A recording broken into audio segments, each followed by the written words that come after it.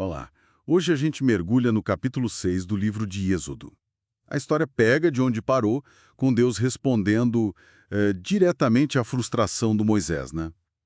Deus basicamente diz que, olha, apesar do faraó resistir, a sua mão forte vai sim garantir a saída dos israelitas. Sim, é um momento chave.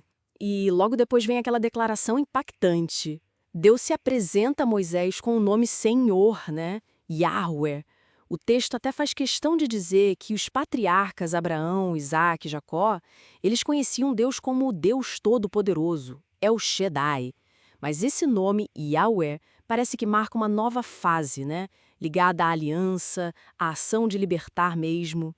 Uma profundidade diferente na relação. É como se Deus dissesse: agora vocês vão ver na prática o que esse nome significa.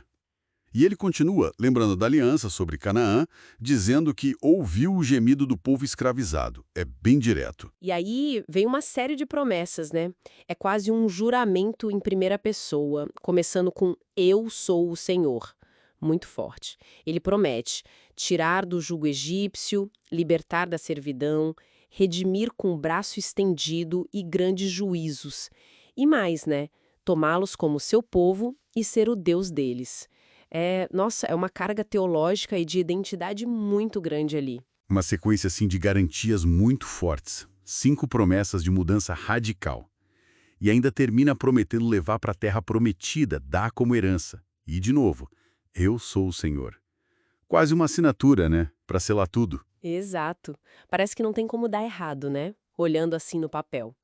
Mas, e aqui que a coisa fica interessante, o texto joga uma tensão logo em seguida. Moisés vai, repassa tudo isso para os israelitas, e a reação deles é...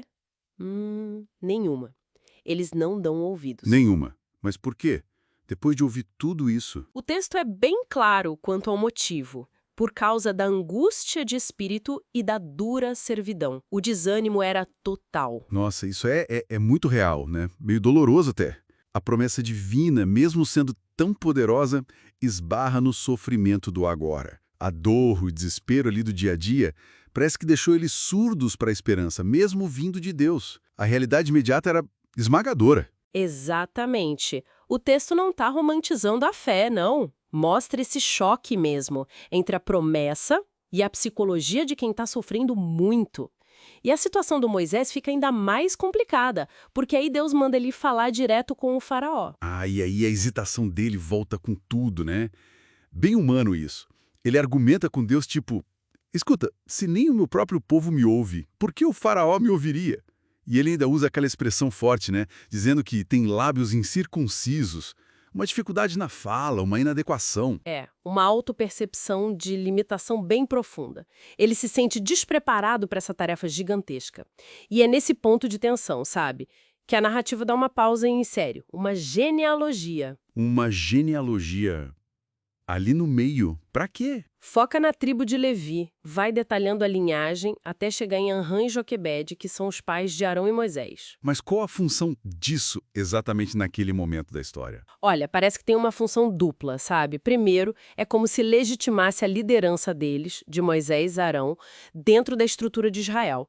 Conecta a eles a linhagem sacerdotal de Levi, que era importante, e segundo, serve meio que como uma identificação formal antes do grande confronto com o Egito. O texto até reforça, são estes homens aqui, com essa história, que receberam a missão. Entendi. Tipo, estabelecendo as credenciais deles antes da batalha principal. Faz sentido.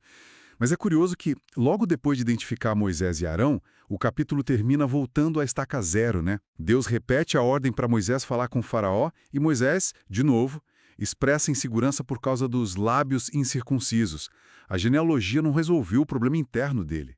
Precisamente, o capítulo fecha nesse ciclo. Promessa divina forte, chamado para ação e a hesitação humana, ali, baseada na percepção da própria limitação. Isso deixa uma pergunta no ar, né? Até que ponto essa revelação da identidade de Deus e a lembrança das promessas conseguem, de fato, romper a barreira do desespero, da autocrítica do momento presente? E como que a liderança surge e age mesmo quando a pessoa se vê cheia de falhas. Fica essa reflexão, né? Sobre essa dança complexa entre a fé e a dúvida, o tamanho da missão e a sensação de pequenez de quem a recebe. Como que experiências de desespero tão profundo podem conviver com promessas tão grandiosas de libertação? E o que isso diz pra gente sobre liderar em tempos de crise? É algo para se pensar, com certeza.